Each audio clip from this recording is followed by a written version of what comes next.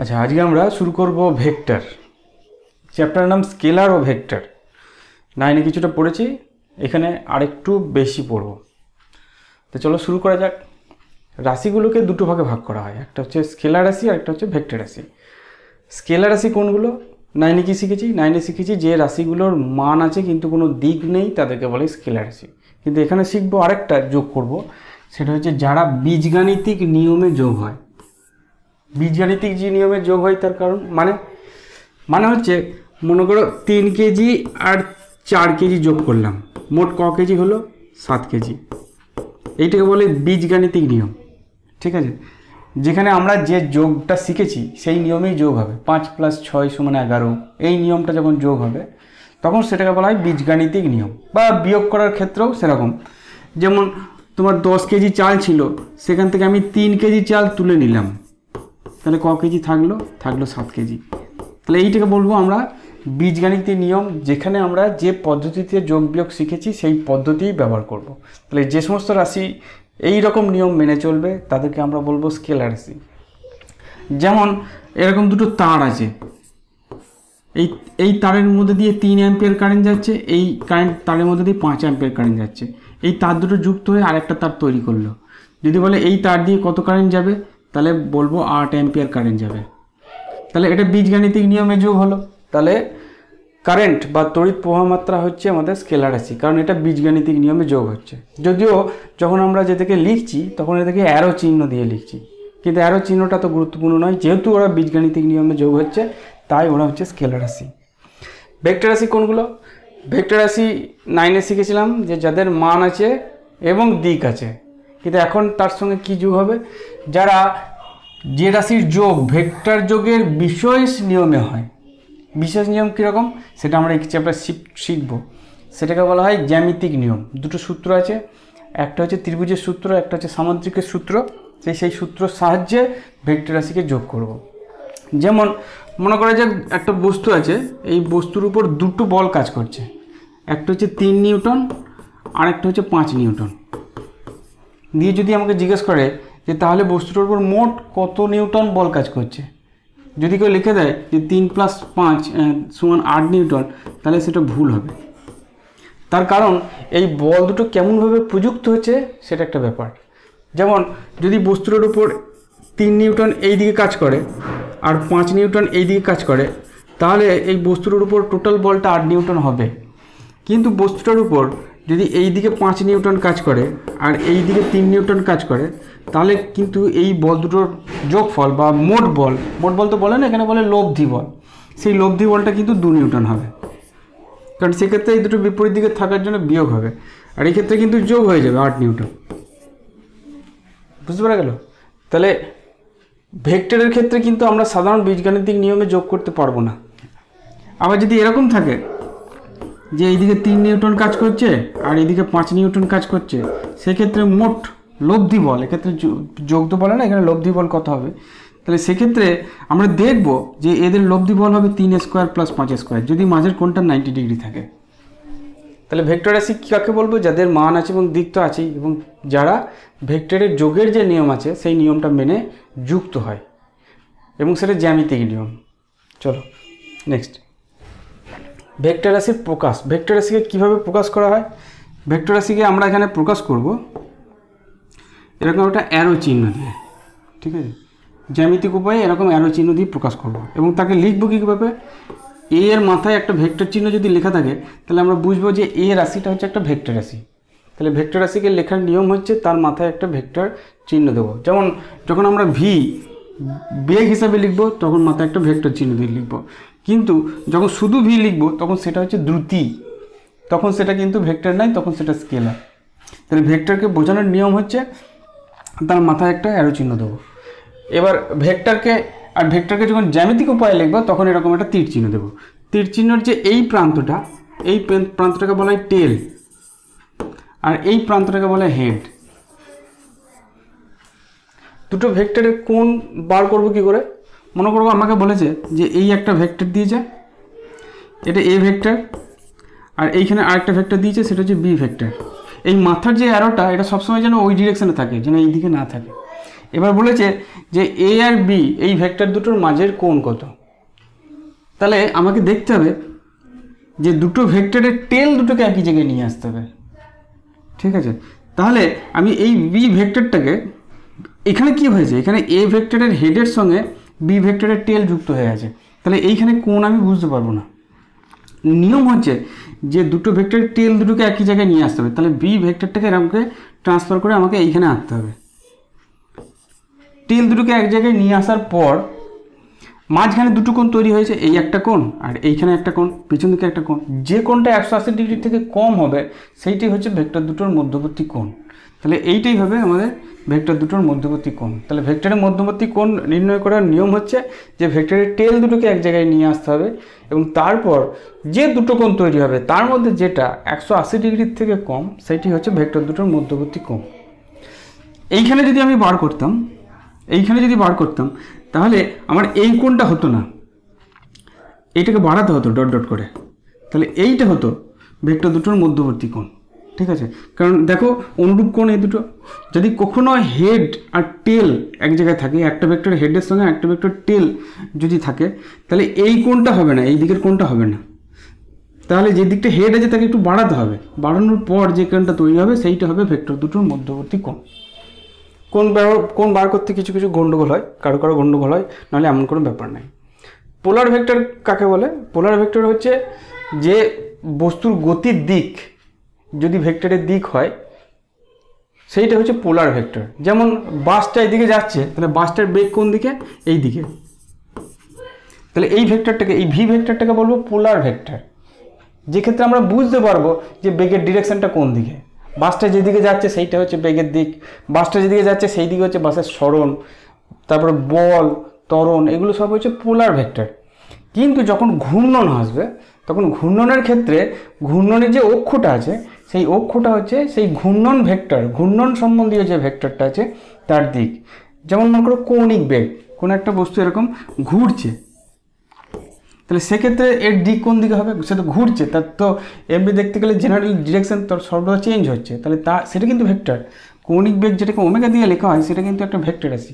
তাহলে তার দিক কোন দিকে হবে?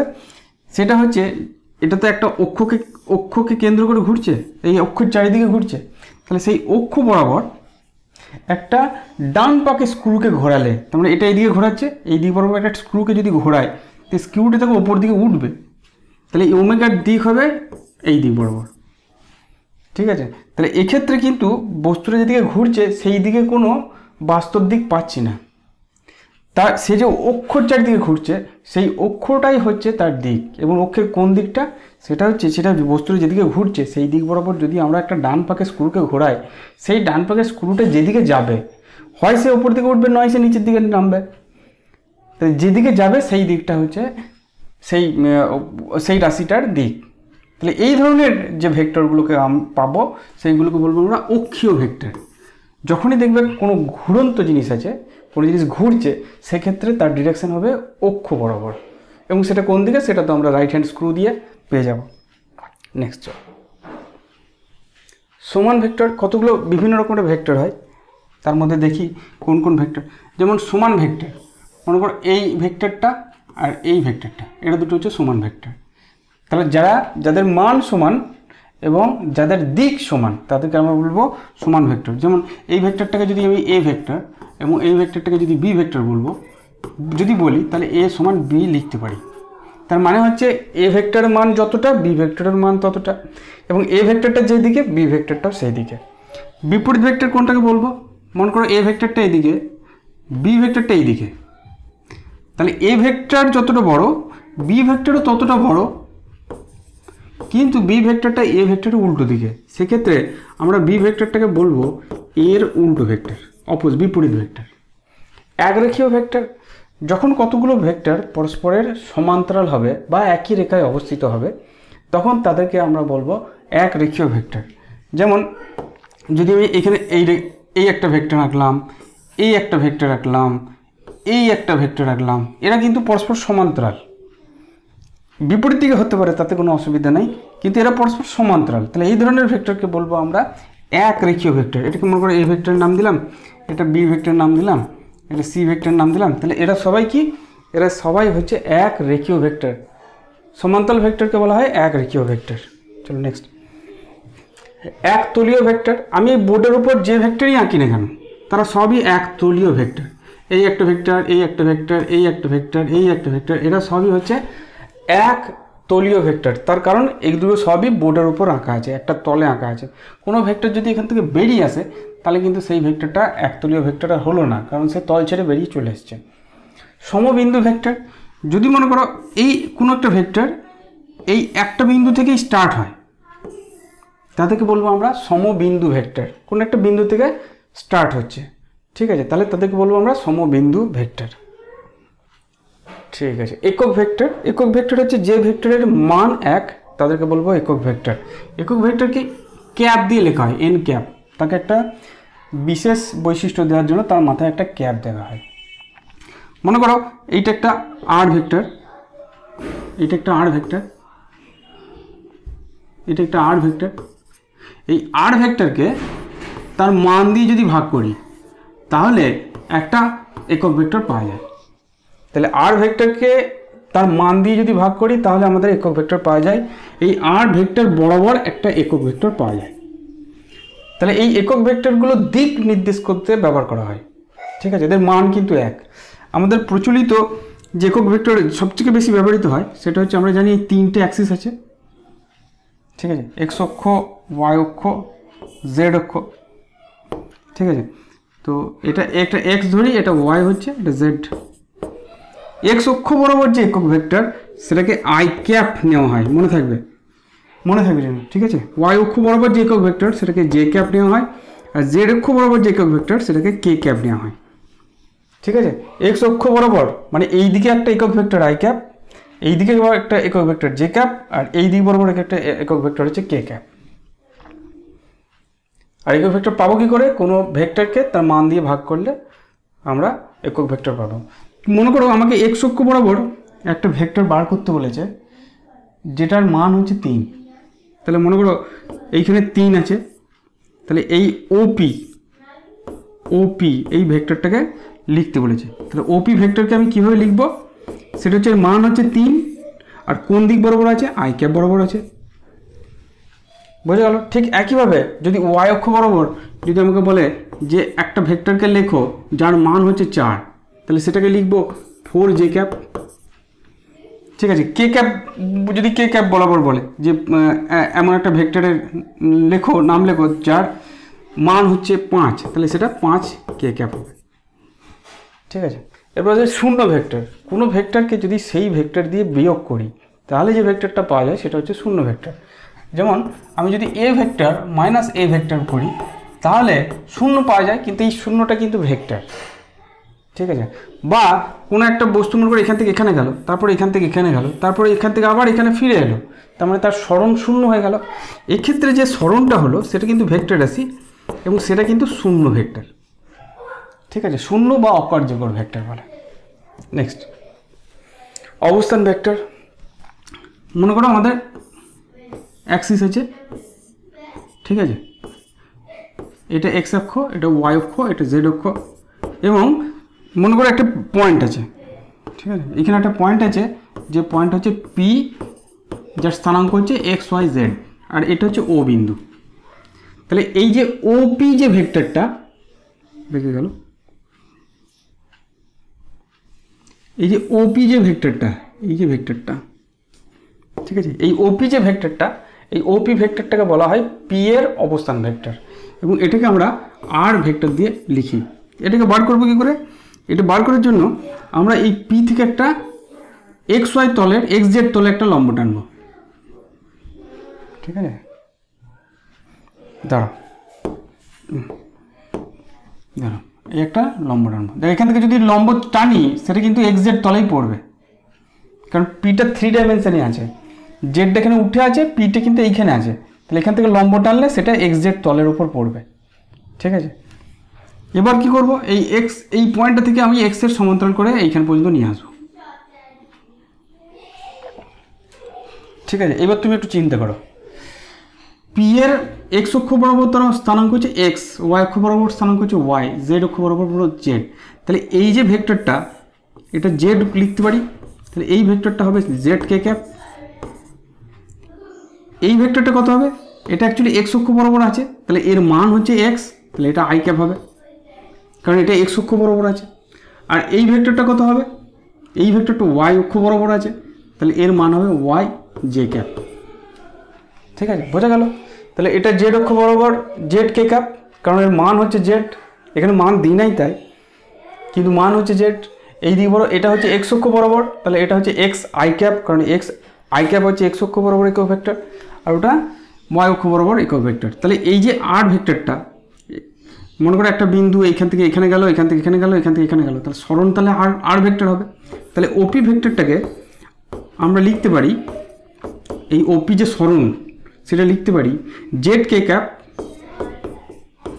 Plus X I cap plus Y J cap.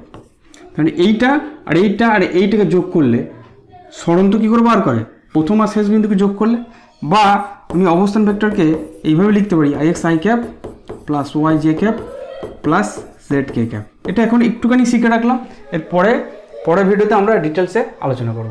তাহলে এইটাই হচ্ছে অবস্থান ভেক্টর। নেক্সট, সরণ ভেক্টর। সরণ ভেক্টর মানে হচ্ছে যে আমরা এই যে 3 ডাইমেনশনাল অ্যাক্সিস আঁকছি, একটা বিন্দু মনে করো P1 থেকে P2তে যাচ্ছে, ঠিক আছে? তাহলে সরণ কতটা হচ্ছে, R12 পরিমাণ সরণ হচ্ছে, এইদিকে সরণ হচ্ছে। আমি এই ভেক্টরটাকে R1 ভেক্টর লিখছি, আর এই ভেক্টরটাকে R2 ভেক্টর লিখছি। তাহলে এই যে সরণটা হলো, এই সরণ ভেক্টরটাকে অর্থাৎ R1কে আমরা যেভাবে প্রকাশ করব সেইটাই হচ্ছে সরণ ভেক্টর। এখন শুধু এক্সপ্রেশনটা লিখে দিই, পরে আমরা বোঝাবো যে কী করে আসছে, কারণ ত্রিভুজের সূত্র না শিখলে এটা বুঝতে পারা যাবে না। মনে করো এর স্থানাঙ্ক হচ্ছে x1 y1 z1, আর এর স্থানাঙ্ক হচ্ছে x2 y2 আর z2, ঠিক আছে? z2। তাহলে PR12 যেটা হবে সেটা হচ্ছে x2 minus x1 I cap plus y2 minus y1 J cap plus z2 minus z1 K cap. ঠিক আছে, এই যে সরণটা কী করে পাবো, জাস্ট স্থানাঙ্কগুলোকে বিয়োগ করে দাও, তাহলে তুমি সরণ ভেক্টরটা পেয়ে যাবে। নেক্সট চলো, ভেক্টর রাশির যোগ। ভেক্টর রাশির যোগ কী করে করব, আগেই বললাম যে ভেক্টর রাশির যোগের নির্দিষ্ট নিয়ম আছে, সেই নিয়মেই যোগ করতে হবে। তার জন্য প্রথম যে নিয়মটা আছে সেটা হচ্ছে ত্রিভুজের সূত্র। তো ত্রিভুজের সূত্র কী করে প্রয়োগ করব, বলছে যে যদি দুটো ভেক্টরকে এরকম হয়, একটা ভেক্টরের হেডের সঙ্গে আরেকটা ভেক্টরের হেডটা যদি যুক্ত থাকে, ঠিক আছে? যদি এরকম দুটো ভেক্টর থাকে, মনে করো এটা এ ভেক্টর এবং এটা বি ভেক্টর, এর মাঝের অ্যাঙ্গেল কিন্তু এইটা নয়। আগেই বলেছিলাম যে যদি এরকম থাকে তাহলে মাঝের অ্যাঙ্গেল কোনটা হবে, মাঝের অ্যাঙ্গেল হচ্ছে এটাকে বাড়াতে হবে, এইভাবে বাড়ানোর পর এই যে অ্যাঙ্গেলটা হবে সেইটা হচ্ছে মাঝের অ্যাঙ্গেল। তাহলে যদি এ ভেক্টর এবং বি ভেক্টরকে যদি একটার হেডের সঙ্গে আরেকটা টেল যুক্ত থাকে এবং তাদের মাঝের কোণটা যদি থিটা হয়, তাহলে এই ত্রিভুজটাকে পূর্ণ করতে গেলে এইভাবে যদি একটা ত্রিভুজ তৈরি করি, তাহলে এই ত্রিভুজের যে তৃতীয় বাহুটা আছে বিপরীত ক্রমের গৃহীত, সেই তৃতীয় বাহুটা হবে ওই ভেক্টর দুটির লব্ধি, ঠিক আছে? তাহলে এইটাকে যদি আমি সি ভেক্টর লিখি, তাহলে বলবো যে সি ভেক্টরটা হচ্ছে এ ভেক্টর এবং বি ভেক্টরের লব্ধি, যোগফল কিন্তু নয়। সি ভেক্টর হচ্ছে এ ভেক্টর এবং বি ভেক্টরের লব্ধি, ঠিক আছে? তাহলে লব্ধি বার করতে গেলে কি বলে দিতে হবে, এই ভেক্টর দুটো কেমনভাবে কাজ করছে এবং তাদের মাঝের কোণ কত, এই ভেক্টর দুটোর মান কত এবং তাদের মাঝের অ্যাঙ্গেল কত, ঠিক আছে? তাহলে আমি লব্ধিটা বার করবো কী করে, আবার একবার বুঝে নিই ত্রিভুজের সূত্রটা। ত্রিভুজের সূত্রটা বলছে যে যদি কোনো ত্রিভুজের ক্রমান্বয়ে গৃহীত, ক্রমান্বয় মানে একই দিকে তীর আছে, ক্রমান্বয়ে গৃহীত দুটি বাহু দুটি ভেক্টরের মান ও দিককে সূচিত করে, তাহলে বিপরীত ক্রমে গৃহীত তৃতীয় বাহুটি ওই ভেক্টর দুটির লব্ধির মান এবং দিককে প্রকাশ করবে। তাহলে যদি এ আর বি ভেক্টর দিয়ে দেয়, তাহলে তৃতীয় বাহুটা হচ্ছে সি, তাহলে সি বাহুটা যেটা হবে তার মানটা হবে লব্ধির মান এবং তার দিকটা হচ্ছে, দিকটা বলতে এই কোণটা, তার দিকটা হচ্ছে লব্ধির দিক, ঠিক আছে? তাহলে আমাকে সি ভেক্টরটার মানে এই এই যে বাহুটা দেখছি এর মান এবং দিক বার করতে হবে। কী করে বার করব? বার করার জন্য আমরা কী করব? আমরা এখান থেকে একটা লম্ব টানব। ঠিক আছে, ঠিক আছে। এটা যদি থিটা হয় আর এটা যদি বি হয়, তাহলে এই বাহুটা হবে বি সাইন থিটা। ঠিক আছে, কারণ লম্ব বাই অতিভুজ মানে সাইন থিটা, তাহলে লম্ব হচ্ছে অতিভুজ ইন্টু সাইন থিটা। আর এই বাহুটা হবে বি কস থিটা। ঠিক আছে, তাহলে সি, আমি যদি এই ত্রিভুজটাকে দেখি, তাহলে সি সমান কী হবে? সমকোণী ত্রিভুজ তো, রুট ওভার ভূমি লম্ব স্কোয়ার প্লাস ভূমি স্কোয়ার, তাহলে ভূমি হচ্ছে A plus B cos theta তার whole square plus B sine theta তার হোল স্কোয়ার। তাহলে এইটা হচ্ছে অতিভুজটার মান। আমি একটা ফর্মুলা বার করব, রুট ওভার এটাকে ভাঙি, a square plus 2ab cos theta plus B square cos square theta plus B square sine square theta. এই দুটোকে যদি বি স্কোয়ার কমন নিই, cos square theta plus sine square theta মানে 1, তাহলে আমার ফর্মুলা হয়ে গেল রুট ওভার এ square plus B square plus 2ab cos theta. তাহলে এইটাই হচ্ছে লব্ধি ভেক্টরটার মানের ফর্মুলা। ঠিক আছে, এটা মান পেয়ে গেলাম। তাহলে এ বি এবং মাঝের কোণটা যদি থিটা দিয়ে দেয়, তাহলে তাদের লব্ধির মান কি হবে এই ফর্মুলা থেকে বার করে দেবো। ঠিক আছে, আর কি বার করতে পারি? ট্যান আলফা সমান, এই সি এর দিক বার করার জন্য আলফা বার করতে হবে। তাহলে ট্যান আলফা সমান কি? লম্ব বাই ভূমি। লম্ব হচ্ছে বি সাইন থিটা আর ভূমিটা কত? A plus B cos theta. ব্যাস, এইটাই হচ্ছে আলফা বার করার ফর্মুলা। ট্যান আলফা সমান B sine theta by A plus B cos theta.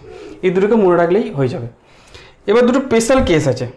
ঠিক আছে, কতগুলো স্পেশাল কেস আছে। 1 নম্বর স্পেশাল কেস হচ্ছে থিটা সমান 0 হলে সি কত হবে?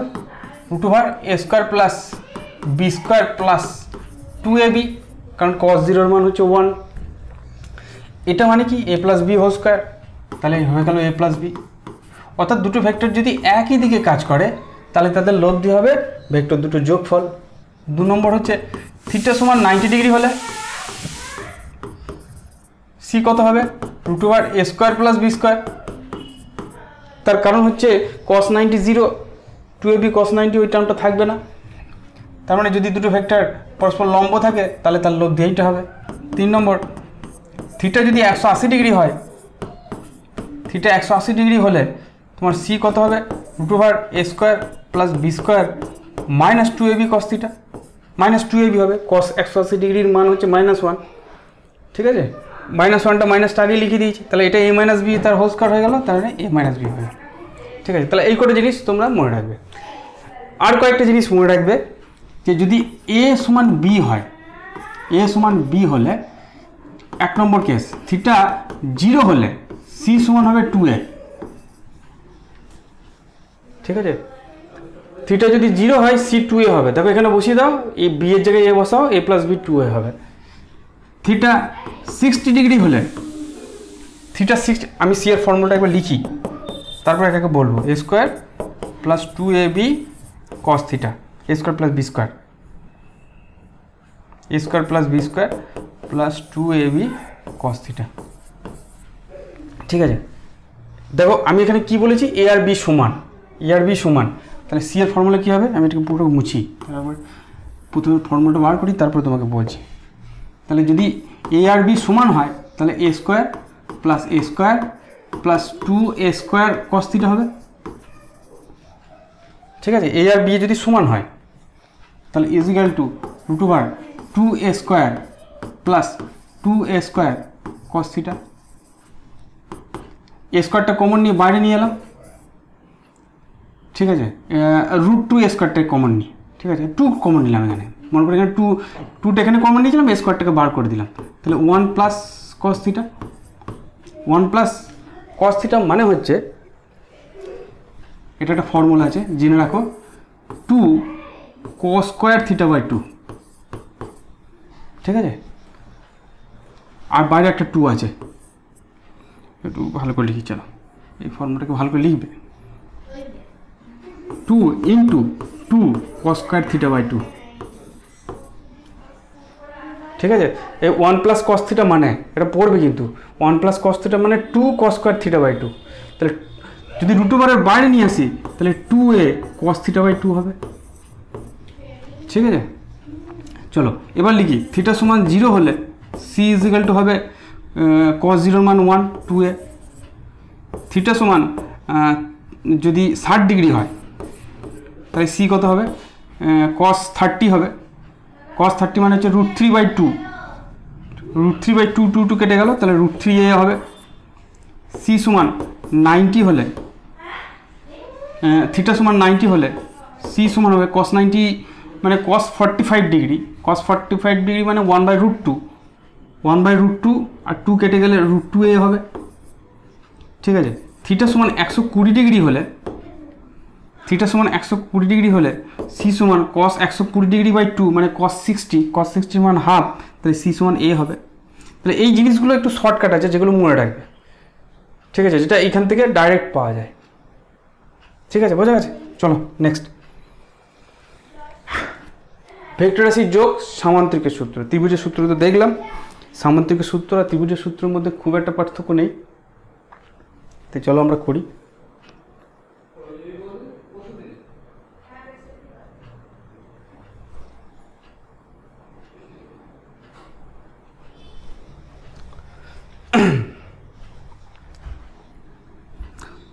যখন ভেক্টর দুটো এরকম থাকবে, এইদিকে একটা ভেক্টর আর এইদিকে একটা ভেক্টর, ঠিক আছে, এইটা মনে করো এ ভেক্টর, এটা হচ্ছে বি ভেক্টর। যখন এরকম থাকবে অর্থাৎ দুজনের টেল একই জায়গায় থাকবে, তখন আমরা সামান্তরিকের সূত্র প্রয়োগ করব। কীভাবে প্রয়োগ করব? তো এইটাকে আমরা সামান্তরিক কমপ্লিট করব। ঠিক আছে, এটাকে আমরা এরকম সামান্তরিক, এখান থেকে সামান্তরিক কমপ্লিট করব, এখান থেকে সামান্তরিক কমপ্লিট করব, আন্দাজ মতন হলো। ঠিক আছে, তারপর এই যে এই কর্ণটা হবে, ঠিক আছে, এর এই যে কর্ণটা হবে, এই কর্ণটাকে যদি সি নাম দিই, তাহলে এই সিটা হবে এ এবং বি এর লব্ধি। ত্রিভুজের সূত্র আর সামান্তরিকের সূত্রের মধ্যে কোনো পার্থক্য নাই, কারণ এই ভেক্টরটা আর এই ভেক্টরটা সেম ভেক্টর। দেখো এইটা ত্রিভুজের সূত্রের মধ্যেই পড়ে যাচ্ছে। তাহলে সামান্তরিক সূত্রটা কেন নিয়ে এলাম? তার কারণ হচ্ছে কখনো কখনো ভেক্টর দুটো এমন দেবে যে আমরা দেখবো যে সেক্ষেত্রে সামান্তরিক সূত্র বেশি ভালো প্রয়োগ করা যাচ্ছে, সেক্ষেত্রে ত্রিভুজের সূত্র প্রয়োগ করা যাচ্ছে না। তাহলে শুধুমাত্র জ্যামিতিক ছবিটা আঁকার জন্য আমার সামান্তরিক সূত্রটা প্রয়োজন। তাছাড়া বাদবাকি যে ফর্মুলা, সি এর যে formula same, a² + b² + 2ab cos θ, যেক্ষেত্রে এইটা হচ্ছে থিটা, কারণ এখন টেল দুটো একই জায়গায় আছে। আর tan আলফার ফর্মুলা, এইটা হচ্ছে আলফা, tan আলফার ফর্মুলা হচ্ছে b sin θ by a + b cos θ। ব্যাস, খুব ভালো মুখস্থ রেখে দেবে, মনে রেখে দেবে, কারণ এই দুটোকে আমরা অ্যাপ্লাই করবো। আর কিছু শর্টকাট যেগুলো বলে দিলাম, যে থিটা কত হলে সি কত হবে, সেগুলো মনে রেখে দেবে। নেক্সট, ভেক্টর যোগের বহুভুজ সূত্র। দুটো ভেক্টর থাকে এরকম তো নয়, কখনো কখনো 4টে 5টা 6টা ভেক্টরকে যোগ করতে হয়, সেক্ষেত্রে আমরা বহুভুজ সূত্র প্রয়োগ করব। যেমন আমি দেখিয়ে দিই বহুভুজের সূত্রে কেমন করে প্রয়োগ করবো। মনে করো এরকম ভেক্টর দিয়েছে, এই একটা ভেক্টর, এই একটা ভেক্টর, এই একটা ভেক্টর, এই একটা ভেক্টর, এরকম 4টে ভেক্টরকে যোগ করতে বলেছে। 4টে ভেক্টর কোনো জায়গায় যোগ হয় না, তাহলে এক্ষেত্রে আমরা কি করব, একটা একটা করে ভেক্টরকে আঁকবো। যেমন এই ভেক্টরটাকে প্রথমে আঁকবো, ঠিক আছে, ঠিক যতটা বড় ততটা বড় হবে, যেদিকে আছে সেদিকে আছে। তারপর এই ভেক্টরটা আঁকবো ঠিক এই যেখানে শেষ হয়েছে তারপর থেকে, তাহলে দ্বিতীয় ভেক্টরকে আঁকলাম। তারপরে এই ভেক্টরটা আঁকবো, এইটা, তারপরে এই ভেক্টরটাকে আঁকবো, এইভাবে। তাই 4টে ভেক্টর কীভাবে আঁকলাম, একটার হেডের সঙ্গে পরেরটার টেল যোগ করে আমি ভেক্টরটাকে আঁকলাম। তাহলে এরকম একটা হলো। এবার এটাকে কমপ্লিট করতে গেলে এই যে থার্ড যে ভেক্টরটা লাগছে, এই হচ্ছে ঝামেলা কালারে। এটাকে কমপ্লিট করতে গিয়ে এই যে থার্ড, এই যে ফিফথ যে বাহুটা আসছে, মানে বহুভুজটাকে কমপ্লিট করতে গেলে প্রথমে যে ভেক্টরগুলো দিয়েছে সেই ভেক্টরগুলো এঁকে নেবো। তারপর সেই বহুভুজটাকে কমপ্লিট করতে গেলে বিপরীত ক্রমে গিয়ে তো যে লাস্ট বাহুটা লাগবে, সেইটাই হচ্ছে ওই 4টে ভেক্টরের লব্ধি। বুঝতে পারা গেল? তাহলে এই ভেক্টরটা, এইটাই হচ্ছে লব্ধি, বাদ বাকি সব কটার। এটা কিন্তু ত্রিভুজের সূত্র থেকেই আসছে। তুমি একটু চিন্তা করে দেখো যে এই ভেক্টরটাকে আর এই ভেক্টরটাকে যোগ করলে ত্রিভুজের সূত্র অনুসারে এইটা হবে, এটা r1, যেটা এইটা আর এইটাকে যোগ করলে হয়ে যাবে। তারপরে r1 আর এইটাকে যদি যোগ করি তাহলে ত্রিভুজের সূত্র অনুসারে এইটা হবে, এটাকে r2 আর এইটাকে যোগ করলে যেটা হবে সেটা r হবে। তাহলে আমরা অ্যাকচুয়ালি ভাগে ভাগে ত্রিভুজের সূত্রকে প্রয়োগ করে আমরা লাস্ট লব্ধিটা পেয়েছি।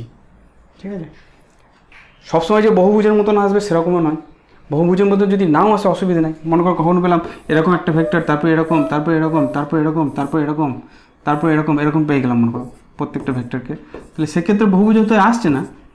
কিন্তু আমরা কি করব, লাস্ট একবারে এই প্রথম এই বাহুটার এই বাহুটাকে যোগ করে দেবো, বিপরীত ক্রমে কিন্তু শেষ বাহুটাই হবে যতগুলো ভেক্টর দেবে তার লব্ধি।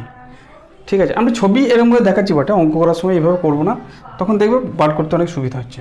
চলো নেক্সট অঙ্ক, দুটি সমান মানের ভেক্টরের অন্তর্গত কোণের মান কত হলে লব্ধির মান ওদের প্রত্যেকের মানের সমান হবে।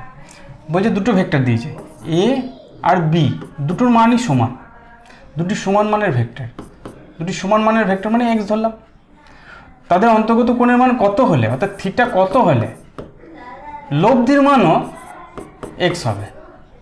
ঠিক আছে, চলো করি। আমরা জানি ফর্মুলা যে C is equal to root over A square plus B square plus 2ab cos theta. ঠিক আছে, সি এর জায়গায় এক্স বসাবো, এগুলো সব X square plus x square, এটাও 2x স্কোয়ার cos থিটা হবে। ঠিক আছে, এ এর জায়গায় এক্স, বি এর জায়গায় এক্স, সি এর জায়গায় এক্স, তাহলে x square is equal two দুই দিকে স্কোয়ার করে দিলাম 2x square plus 2x square cos theta. ঠিক আছে, তো 2x স্কোয়ারটাকে এইদিকে যদি নিয়ে আসি তাহলে 2x square cos theta is equal two minus x square, x square কেটে গেল, তাহলে cos থিটা সমান হবে মাইনাস হাফ, তার মানে cos 120 ডিগ্রি, তাহলে থিটা সমান হয়ে গেল 120 ডিগ্রি। সিম্পল অঙ্ক। ঠিক আছে, নেক্সট 2p ও p ভেক্টরদ্বয় পরস্পরের সঙ্গে নির্দিষ্ট গুণে আনত, প্রথম ভেক্টরকে দ্বিগুণ করলে লব্ধি 3 গুণ বৃদ্ধি পায়, ভেক্টরদ্বয়ের মধ্যবর্তী কোণের মান কত? বেশ, প্রথমে দুটো ভেক্টর দিয়েছে 2p আর p, তাদের লব্ধি কত হবে সেটাকে যদি r বলি সেটা হবে root over 2p square plus p square plus 2 into 2p into p into cos theta.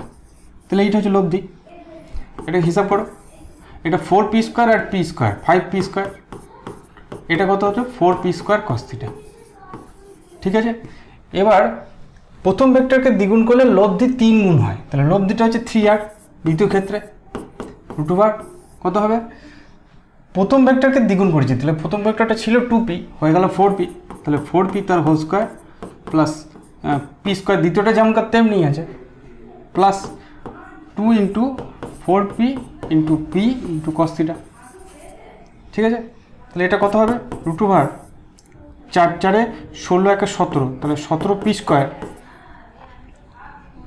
4 4 16 1 17p square আর 4 2 8p স্কোয়ার cos থিটা। ঠিক আছে, এই আর এর মানটা যদি আমি এখান থেকে বসিয়ে দিই তাহলে 3 into root over 5p square plus 4p square cos theta. ঠিক আছে, p স্কোয়ারগুলো সব জায়গা থেকে কেটে যাবে, তাহলে p স্কোয়ারটা বাদ দিয়ে দিলাম, দুদিকটাকে স্কোয়ার করলাম, স্কোয়ার করলে কত হবে 9 into 5 plus 4 cos theta is equal two 17p square, p square কেন থাকবে, পিটা তো কেটেই দিয়েছি, তাহলে 17 plus 8 cos theta, 5 9 45 plus 4 9 36 cos theta is equal two 17 plus 8 cos theta. 8 cos theta যদি এদিকে নিয়ে আসি তাহলে 24 cos থিটা, 45টাকে যদি ওদিকে নিয়ে যাই তাহলে 17 মাইনাস 45, 17 মাইনাস 45, 45 থেকে 17 বাদ দিলে 8,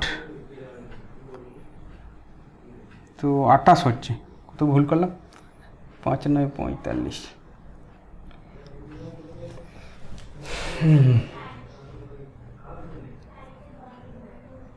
এটা 28 হবে, এখানে বিয়োগটা ভুল করেছি, এটা 28 cos থিটা হবে। ঠিক আছে, 28 cos থিটা সমান মাইনাস 28 হবে, তাহলে cos থিটা সমান হবে -1, তাহলে cos থিটা -1 মানে হচ্ছে থিটা হচ্ছে 180 ডিগ্রি। ব্যাস, এইটা হচ্ছে অ্যান্সার। ঠিক আছে, চলো নেক্সট। চিত্রে দেখানো PQR ত্রিভুজে এস হলো PQ বাহুর মধ্যবিন্দু, RS ও SQ যথাক্রমে A ও B ভেক্টর দ্বারা প্রকাশ করলে নিম্নলিখিত রেখাংশগুলি কী হবে? তো এইটা হচ্ছে আমাদের এ ভেক্টর আর এইটা হচ্ছে আমাদের বি কিউ। এস কিউটা হচ্ছে মানে এইখান থেকে এইটুকুনি হচ্ছে বি ভেক্টর। আর কিউটা কি? আর কিউ কত হবে? প্রথমে জানতে চাইছে আর কিউ কত। আর কিউ মানে হচ্ছে এই ভেক্টরটা। আমরা যদি ত্রিভুজের সূত্র প্রয়োগ করি তাহলে আর কিউ সমান লিখতে পারি আর এস প্লাস এস কিউ। আর কিউ ভেক্টর সমান আর এস প্লাস এস কিউ, তাই না? এইটা আর এইটা ত্রিভুজের দুটো সন্নিহিত বাহু আর এইটা হচ্ছে তৃতীয় বাহু। তার মানে হয়ে গেল A vector plus B vector. বেশ, তারপর হচ্ছে পিআর। পিআর ভেক্টর মানে এই ভেক্টরটা জানতে চাইছে। সো পিআর ভেক্টর যদি ত্রিভুজের সূত্র প্রয়োগ করি তাহলে পিআর ভেক্টর সমান হবে আর এস প্লাস না পিআর ভেক্টর হবে পিএস প্লাস এস আর। উল্টো দিকে নিয়ে যেতে হবে, এটা যেদিকে আছে সেই ক্রমে নিয়ে গেলে হবে না। তাহলে পিএস ভেক্টর প্লাস এস আর ভেক্টর, ঠিক আছে? পিএস প্লাস এস আর সমান পিআর। তাহলে পিএস মানে এটা যদি বি ভেক্টর হয় তাহলে এটাও বি ভেক্টর হবে, তাহলে এটা হয়ে গেল বি ভেক্টর। আর এসআর ভেক্টর হচ্ছে মাইনাস এ ভেক্টর, তাহলে minus a vector b minus a, ঠিক আছে? এইটা প্লাস এইটা সমান হচ্ছে পিআর ভেক্টর। বেশ, এবার জানতে চাই এসপি ভেক্টর কত হবে। এসপি মানে তো বুঝতে পারছি মাইনাস বি ভেক্টর। এসপি মানে এই দিকটা বি ভেক্টর, তাহলে মান ভেক্টর। বেশ, পিকিউ ভেক্টর জানতে চাইছে। পিকিউ মানে কোন ভেক্টরটা? পিকিউ মানে হচ্ছে দেখতেই পাচ্ছি 2b ভেক্টর, ঠিক আছে? পিকিউ ভেক্টর হয়ে গেল। আরপি ভেক্টর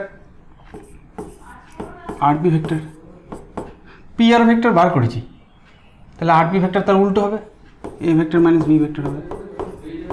ব্যাস হয়ে গেল। জাস্ট চলো নেক্সট।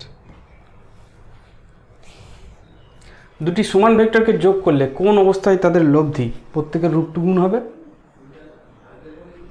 ঠিক আছে, প্রত্যেকের √2 গুণ হবে এবং একটি ভেক্টরের মান √3 গুণ হবে। দুটো অঙ্ক আছে, দুটি সমান ভেক্টর মানে এ আর বি সমান, তার মান হচ্ছে এক্স, ঠিক আছে? তাহলে কখন প্রথম অঙ্কটা কী দিয়েছে, কখন সি এর মান √2x হবে, ঠিক আছে? একটি ভেক্টরের মানে √2 গুণ হবে। তাহলে সি এর ফর্মুলা আমি জানি, সি স্কোয়ার সমান লিখতে পারি a square plus B square plus 2ab cos θ। এটা হচ্ছে সি এর মান। তো সি এর জায়গায় আমি যদি √x বসাই দিই তাহলে √2x, ঠিক আছে? তাহলে 2x স্কোয়ার হবে, √2 গুণ বলেছে একটি ভেক্টর মানে √2 গুণ, তাহলে √2x square a square x square plus x square plus 2x square cos θ। তো এটা তো 2x স্কোয়ার হয়ে গেল, তাহলে এটা মিলে এটা কেটে গেল, তাহলে 2x cos θ মানে 0, তাহলে cos θ সমান পেলাম 0, তাহলে θ সমান হবে 90 ডিগ্রি।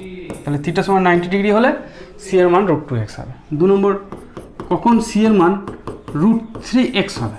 আবার ফর্মুলা লিখি, সি স্কোয়ার সমান a square plus B square plus 2ab cos θ। তাহলে সি মানে হচ্ছে √3x, স্কোয়ার করে বসালে 3x square is equal two x square plus x square plus 2x square cos θ।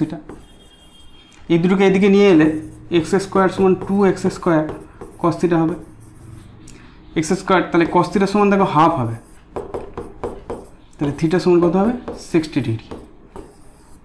Theta 60 degree হলে cos θ হাফ হয়, ঠিক আছে? চলো নেক্সট, লাস্ট অঙ্ক। একটি বিন্দুতে ক্রিয়াশীল দুটি বলের লব্ধির বৃহত্তম এবং ক্ষুদ্রতম মান হচ্ছে 15 নিউটন ও 7 নিউটন। যদি উভয় বলের মান 1 নিউটন বৃদ্ধি করা হয় এবং যদি নতুন বল পরস্পর 90 ডিগ্রি কোণে আনত অবস্থায় থাকে তাহলে ওদের লব্ধির মান কত? মনে করি বল দুটোর একটা হচ্ছে F1 এবং F2। এই বল দুটোর যখনই দুটো ভেক্টরের সর্বোচ্চ মান বলবে, সর্বোচ্চ মান সবসময় ভেক্টর দুটোর মানের যোগফল হয়। সর্বোচ্চ কখন হয়? যখন ভেক্টর দুটো একই দিকে কাজ করে। একই দিকে কাজ করে লব্ধি কত হয়? বল দুটো যোগ হয়ে যায়, F1 প্লাস F2 সমান হবে 15 নিউটন।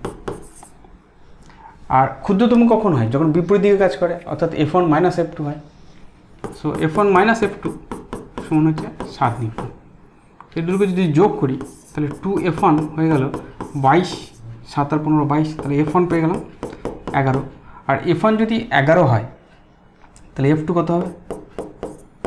15 মাইনাস 11 মানে 4, 4 11 15, 11 থেকে 4 দিলে 7, তাহলে F1 আর F2 পেয়ে গেলাম।